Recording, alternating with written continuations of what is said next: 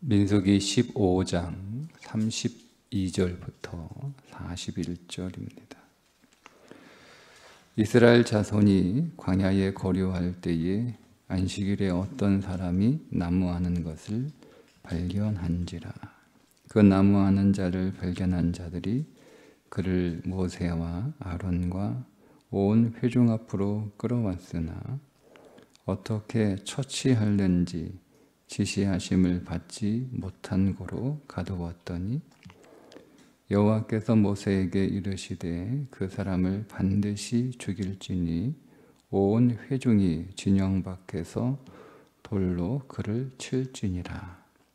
온 회중이 곧 그를 진영 밖으로 끌어내고 돌로 그를 쳐 죽여서 여호와께서 모세에게 명령하신 대로 하니라. 여호와께서 모세에게 말씀하여 이르시되 이스라엘 자손에게 명령하여 대대로 그들의 옷단 귀에 술을 만들고 청색끈을 그 귀에 술에 더하라. 이 술은 너희가 보고 여호와의 모든 계명을 기억하여 준행하고 너희를 방종하게 하는 자신의 마음과 눈의 욕심을 따라 음행하지 않게 하기 위함이라. 그리하여 너희가 내 모든 계명을 기억하고 행하면 너희의 하나님 앞에 거룩하리라. 나는 여호와 너희 하나님이라. 나는 너희의 하나님이 되려고 너희를 애굽 땅에서 인도해 내었느니라. 나는 여호와 너희의 하나님이니라. 아멘. 고의적으로 범죄한 자는 속죄받을 수 없고 이스라엘에서 끊어 질 것이다, 이렇게 말씀을 하셨잖아요. 그러면 이 고의로 범죄한 게 어떤 것인가에 관한 실예를 하나 들어서 설명해 주시는 것이 고의로 안식일을 지키지 않은 자에 관한 처벌 규범입니다. 오늘 말씀해 보면 이스라엘 자손이 광야에 거류할 때에 안식일에 어떤 사람이 나무하는 것을 발견한지라. 이때가 광야 38년 몇 개월 중에 어떤 때인지는 알 수 없으나 어느 날 안식일에 나무하는 사람을 발견한 거예요. 안식일에는 불도 피우지 말라고 말씀을 하셨는데 나무까지 하는 것은 안식일을 어긴 거잖아요. 그러니까 이 사람은 안식일에 나무를 하면 안 된다라고 하는 것을 모르는 사람이 아니에요. 분명하게 안식일에 일을 하면 안 된다는 것을 알고 있는 사람입니다. 분명하게 안식일에 일하지 않는 것을 알고 있음에도 불구하고 나무를 했다는 것은 그가 고의로 하나님의 명령을 어겼다는 거예요. 자, 그러면 이 사람은 어떻게 처벌하느냐? 어떤 사람이 안식일에 나무를 하는 사람을 우연히 발견했는데, 그래서 그 사람이 왜 당신 안식일에 일하냐? 일하지 말라고 하셨는데, 당신 일하는 건 하나님의 명령을 어긴 것이다. 그것도 고의로 알면서 그렇게 한 것이다. 이 사람을 데리고 옵니다. 모세와 아론과 온 회중 앞에 끌어왔는데 어떻게 처치할지 지시하심을 받지 못한 고로 감옥에 가두었다는 거예요. 근데 여러분 보세요. 아론도 모세도 하나님께서 말씀하신 사실을 분명히 알고 있습니다. 이 사람 이런 경우에 어떻게 처리하라는 것을 분명히 알고 있죠. 왜냐하면 모세가 하나님으로부터 말씀을 받아서 백성들에게 안식일을 어기면 죽는다라고 분명하게 전달을 했단 말이에요. 그러니까 모세는 이미 알고 있는 내용이에요. 어떻게 처리해야 되는지도 분명하게 알고 있습니다. 그런데 알지 못한다라고 오늘 말씀하고 있는 것은, 여러분, 우리가 분명하게 알고 있는 사실이라 하더라도 하나님 앞에 먼저 묻는 믿음의 태도가 있어야 한다는 것을 보여주는 거예요.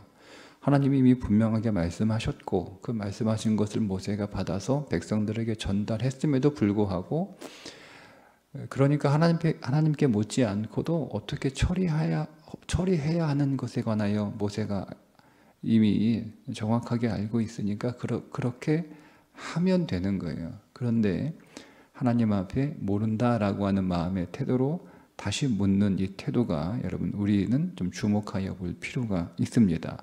우리는 너무 빠르죠. 우리는 판단과 결정이 너무 빨라요. 너무 성급해요. 그래서 우리는 너무 내가 이미 잘 알고 있다, 내가 분명히 알고 있다라고 생각을 해서 결정하고 또 그렇게 실행합니다. 여러분 물론 우리가 하나님의 말씀을 통하여 익히 알고 있고 이미 알고 있는 어떤 사실이라 하더라도 우리가 그것을 판단하고 결정하기 전에 하나님 앞에 먼저 묻고 하나님의 뜻을 기다리는 믿음의 태도가 매우 중요합니다. 그것이 하나님을 경외하는 믿음이기 때문에 그렇습니다. 그래서 하나님께서 모세에게 말씀을 하시죠. 그 사람을 반드시 죽일지니 온 회중이 진영 밖에서 돌로 그를 칠지니라. 하나님께서 고의로 범죄한 사람은 속죄할 수 없다라고 하는 한 예를 들어서 백성들에게 가르쳐 주십니다. 자, 그리고 나서 이제 하시는 말씀이 뭐냐면 38절이죠. 이스라엘 자손에게 명령하여 대대로 그들의 옷단 귀에 술을 만들고 청색 끈을 그 귀의 술에 더하라. 그들이 입고 있는 겉옷의 맨 끝단 네 귀퉁이에 술을 만들어서 술을 매다는 거예요. 이 술은 8개의 실을 꼬우면 하나가 되는 거죠. 그걸 5개를 이제 청색끈으로 묶어서 옷에 청색끈으로 이제 옷에 매다는 거예요. 이것을 찌찌뜨라고 부르는데 그렇게 하는 목적이 뭐냐 이렇게 말씀하고 있어요. 39절에 이 술은 너희가 보고 여호와의 모든 계명을 기억하여 준행하고 너희를 방종하게 하는 자신의 마음과 눈의 욕심을 따라 음행하지 않게 하기 위함이라 이렇게 말씀하고 있습니다. 자, 말씀의 맥락을 좀 보면 실수로 모르고 지은 죄는 속죄할 수 있고 그리고 고의로 범죄한 죄는 속죄할 수 없다. 반드시 그 백성 중에서 끊어질 것이다. 이렇게 말씀을 하시고 난 뒤 그 말씀의 의미는 뭐죠? 하나님의 말씀을 항상 잘 준행하는 그 말씀에 순종하는 삶을 살아야 된다라는 거예요. 그런데 여러분 사람은 하나님의 말씀을 그 당시에 책이 있는 것도 아니잖아요. 우리처럼 책을 펼쳐놓고 날마다 말씀을 읽어서 말씀을 늘 새롭게 상기할 수 있는 그런 상황은 아니잖아요. 그러니까 모세가 한 번 말을 했어요. 그 말을 한 번 듣고요. 우리가 그 한 번 들은 말을 계속 기억하고 있을 수 없잖아요. 잊어버린단 말이에요. 말씀의 내용도 잊어버릴 뿐만 아니라 말씀을 지켜야 한다는 사실도 사람들은 잊어버리게 되어 있어요. 그래서 하나님께서 말씀을 늘 생각하게 하고 그래서 우리는 하나님의 백성이니까 우리는 하나님의 말씀에 순종하는 삶을 살아야 된다라고 하는 것을 늘 그 마음 안에 새기기 위한 하나의 조치가 뭐냐면 그들의 옷은 항상 입잖아요. 옷을 벗고 살지는 않잖아요. 항상 그들이 입고 있는 옷에 내 귀퉁이에 술을 달아서 그러니까 술은 하나만 달면 또 안 보이니까 4개를 달아서 항상 옷을 입을 때 혹은 옷을 입고 생활할 때 옷을 벗을 때 항상 그 술을 눈에 보게 돼 있어요. 그래서 오늘 보고라는 말이 나와요. 이 술은 너희가 보라는 거예요. 뭘 보라는 거예요? 여호와의 모든 계명을 보라는 거예요. 그래서 그걸 보면서 하나님이 우리에게 주신 우리가 지켜야 할 하나님의 계명이 있구나를 항상 생각하는 거예요. 그걸 항상 보라는 거죠. 그래서 항상 생각하라는 거예요. 그래서 우리가 하나님의 말씀을 지키는 그 말씀에 준행하는 삶을 살아야 되지라는 것을 항상 마음에 새기며 그 삶을 살라는 거예요. 자, 이어서 우리의 삶의 어떤 위험에 관하여 말씀하고 있는데 너희를 방종하게 하는 자신의 마음과 눈의 욕심을 따라 그러니까 우리의 마음이, 우리의 눈이, 우리의 마음이 무엇을 품고 있는지, 우리의 눈이 무엇을 보고 있는지, 그러니까 우리가 말씀을 우리 마음에 품고 눈으로 말씀을 보지 않으면 우리 마음은 항상 무엇을 보냐면 욕심을 따라, 이 욕심이라고 하는 단어를 그대로 직역하면 간통한다는 뜻이에요. 간음한다는 뜻이에요. 그러니까 성경은 이걸 비유적으로 말씀하고 있는데, 하나님을 떠나서 우리의 욕심으로 우상을 숭배하는 것을 영적으로 간음했다, 이렇게 설명하시는 그런 표현이거든요. 그러니까 우리가 우리의 마음에 말씀을 품지 않고 다른 것을 품어요. 우리의 욕심을 품는 거예요. 그리고 오늘 우리의 눈으로 말씀을 보는 게 아니고 우리가 다른 것들을 보는 거죠. 우리의 욕망을 보는 거죠. 그러면 사람 마음에는 자연스럽게 어떤 일들이 벌어지냐면 이런 과정을 설명해 주고 있는 거예요. 우리의 마음이 우리의 욕망을 품고 있고, 그러니까 내 뜻을 품고 있는 거잖아요. 하나님의 뜻을 품지 않고 내 소원, 내 뜻을 품고 있는 거예요. 그게 마음의 욕망을 품고 있다라는 거예요. 그리고 보잖아요. 우리가 이제 자꾸 보잖아요. 그러니까 우리가 보는 것을 우리의 마음에 품게 되어 있잖아요. 우리가 세상을 봐요.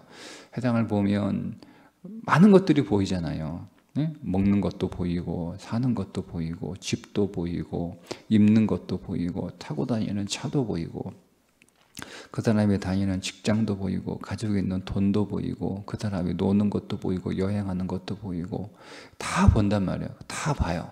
우리가 그것들을 항상 본단 말이에요. 예. 그리고 그것을 보고 우리 마음에 어떤 마음을 품어요?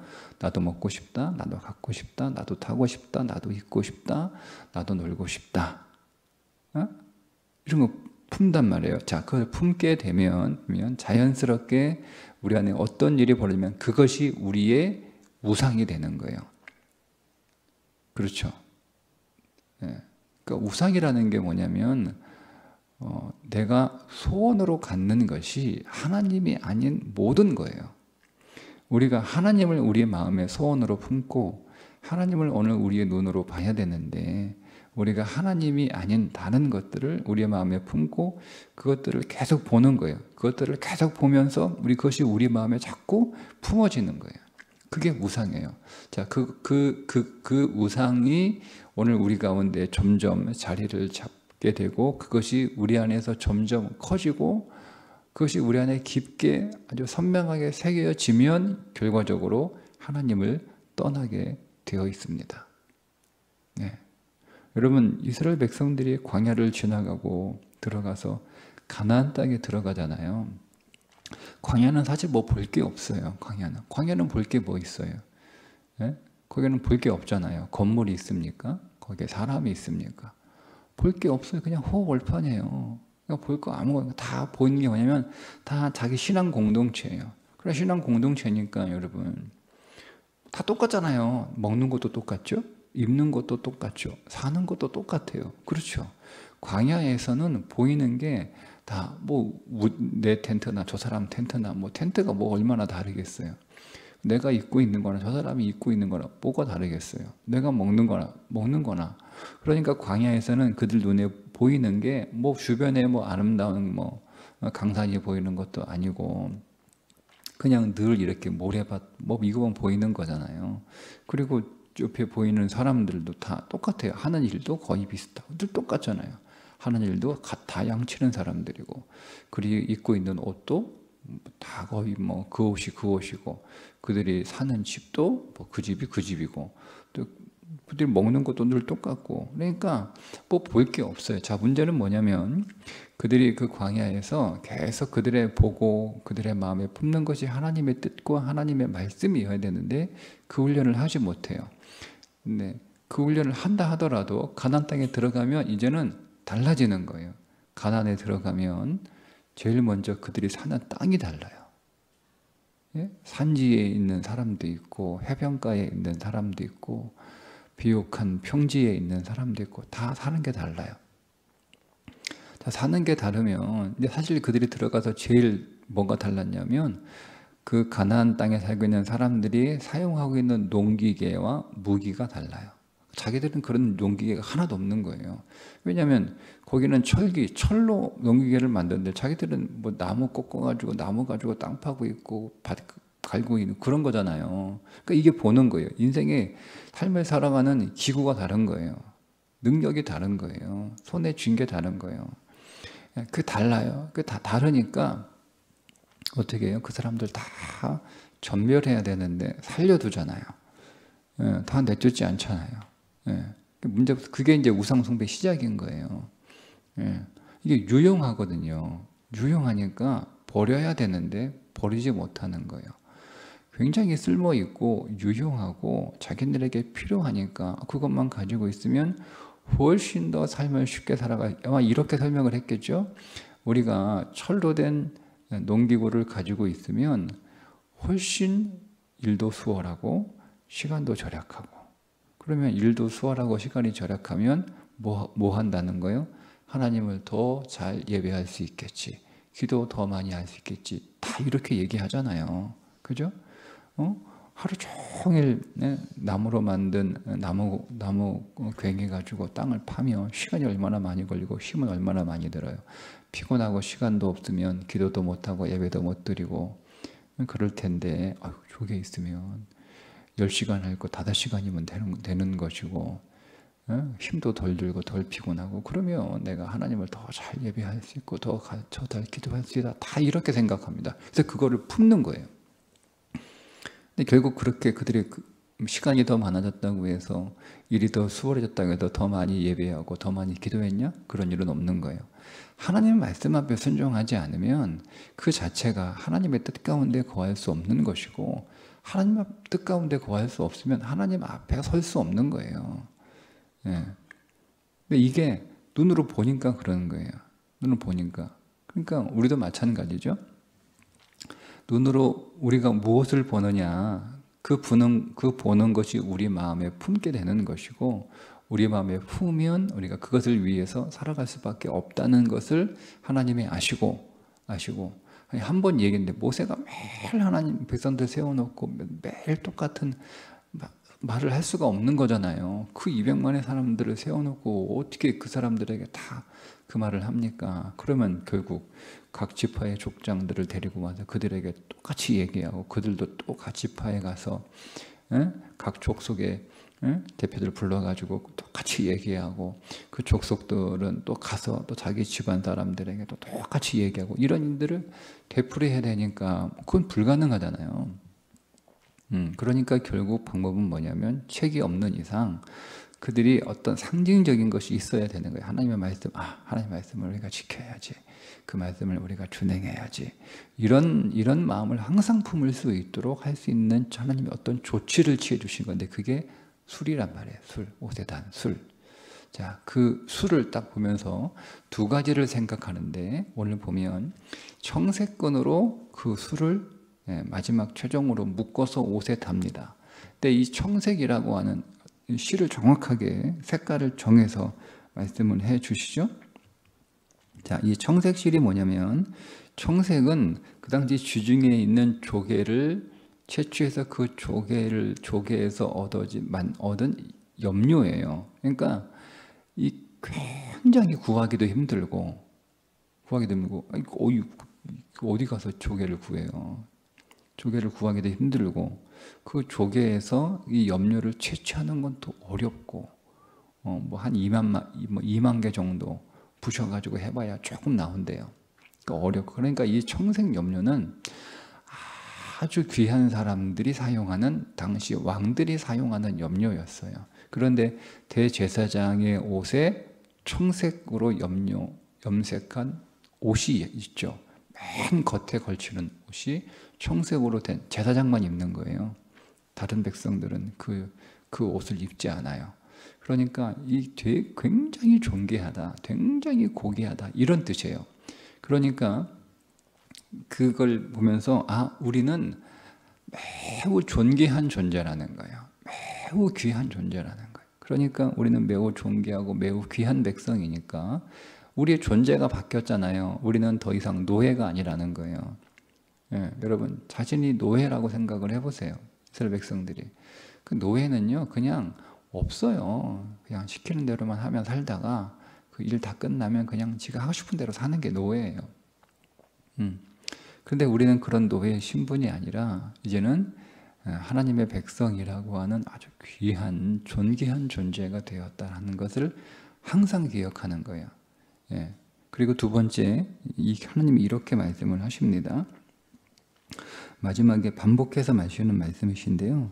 41절에 나는 여호와 너희의 하나님이라. 나는 너희의 하나님이 되려고 너희를 애굽 땅에서 인도해 내었느니라. 나는 여호와 너희의 하나님이니라. 나는 여호와 너희의 하나님이라. 이게 앞뒤로 반복이 되잖아요. 그 반복이 되면서 중간에 하나님이 이스라엘 애굽에서 나오게 하신 목적이 무엇인지를 정확하게 하나님의 말씀을 하십니다. 나는 너희의 하나님이 되려고. 하나님이 이스라엘 백성들을 출애굽하신 목적이 뭐냐면 이스라엘 사람들의 하나님이 되시려고 그들을 출애굽하셨다는 거예요. 이거를 항상 하나님은 나의 하나님이시구나. 하나님은 우리의 하나님이시구나. 하나님이 나의 하나님이 되려고. 여러분, 이거는 표현이 완전히 다른 거예요. 너희를 나의 백성 삼으려고 라고 하는 표현과 나는 너희의 하나님이 되려고 라고 하는 표현은 완전히 다른 거예요. 네? 하나님이 나의 하나님이 되려고, 하나님이 나의 하나님이 되려고 우리를 출애굽시키셨다라는 거예요. 이 두 가지를 항상 우리는 그래서 존귀한 존재라는 거죠. 하나님은 나의 하나님이시니까. 우리는 존귀한 존재, 우리는 아주 고귀한 존재, 그리고 하나님이 나의 하나님이야. 하나님이 나의 하나님이야. 이것을 항상 기억하는, 그거 보면서. 그리고 그걸 보면 그 두 개가 전제가 될 때 하나님의 말씀에 준행하는 삶이 이어지는 거예요. 여러분, 그러니까 오늘 우리가 하나님의 말씀 잘 지켜야지, 그 말씀 준행해야지, 그 말씀에 순종해야지 라고 해서 그 말씀을 지킬 수 있는 게 아니에요. 여러분, 오늘 우리에게 있는 술은 어떤 겁니까?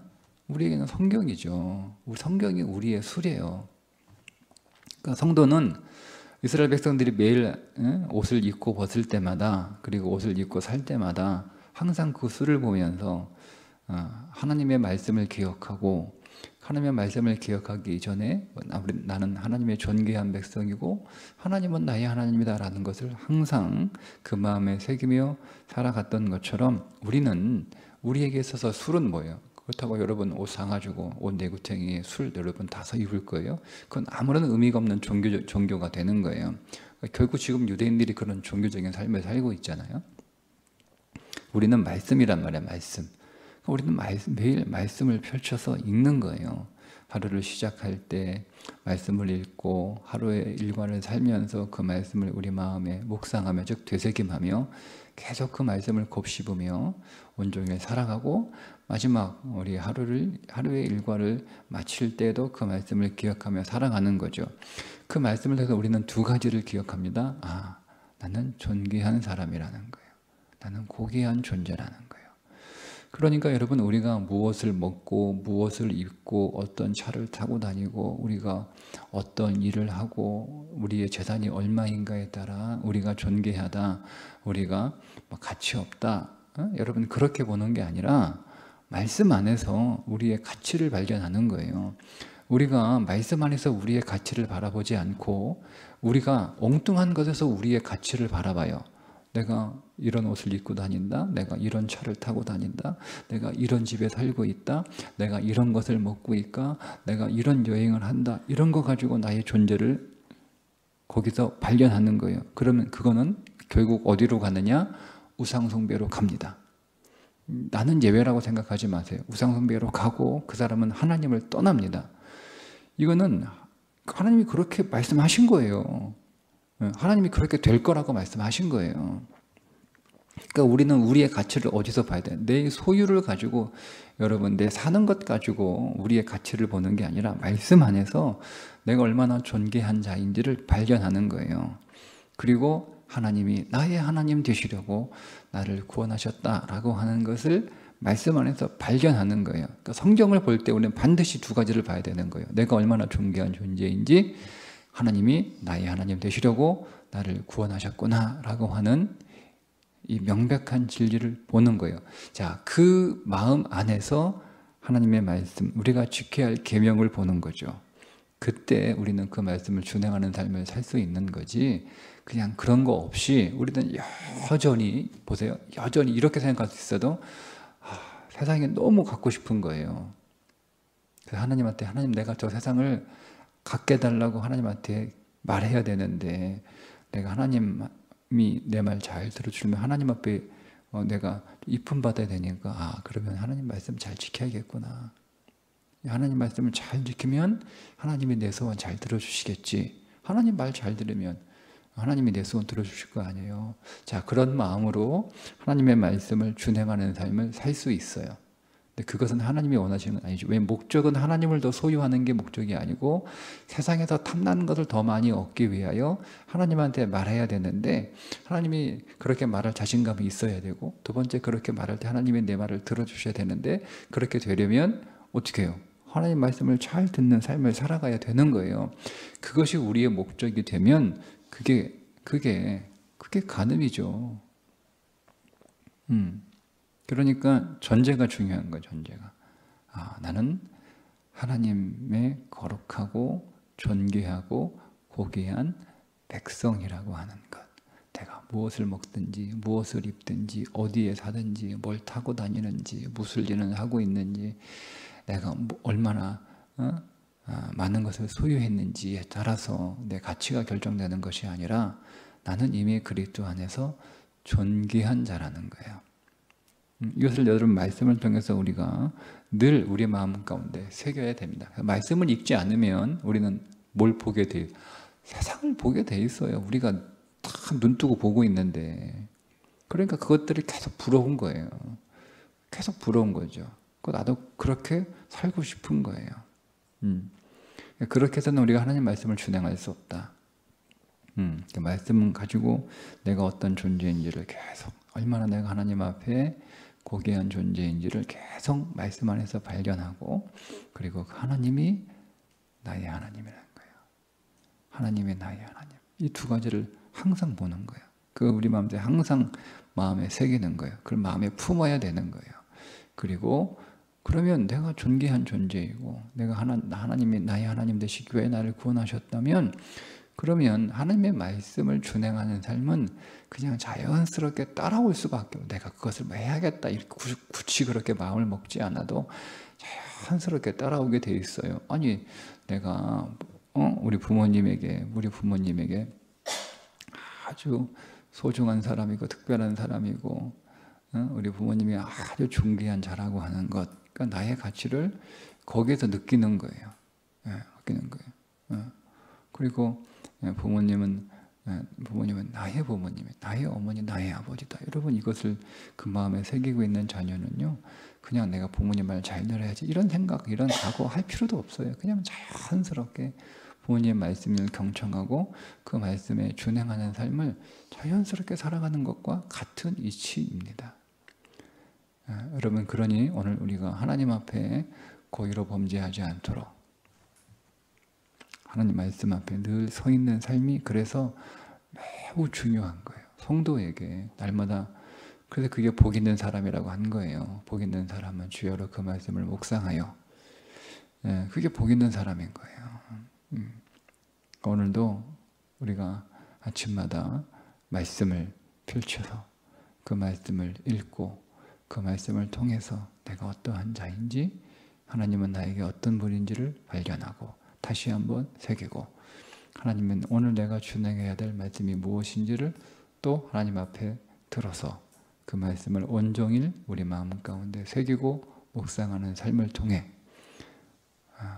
우리 안에 하나님의 뜻이 온전하게 이루어질 뿐만 아니라 하나님을 더 소유할 수 있는 그런 복된 생명의 길을 오늘도 살아갈 수 있기를 주님의 이름으로 축복합니다. 기도하겠습니다.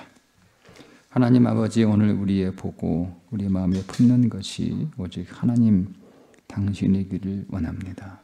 하나님 나라를 더 볼 수 있도록 눈을 열어주시고 하나님 마음을 더 품을 수 있도록 우리의 심령도 주의 은혜로 채워 주옵소서. 그래야 오늘 우리가 주의 말씀에 준행하는 삶을 통하여 우리가 더 하나님으로 충만해지며 그리스도의 영으로 풍성한 믿음의 삶이 되게 해 주옵소서. 예수님의 이름으로 기도드리옵나이다. 아멘.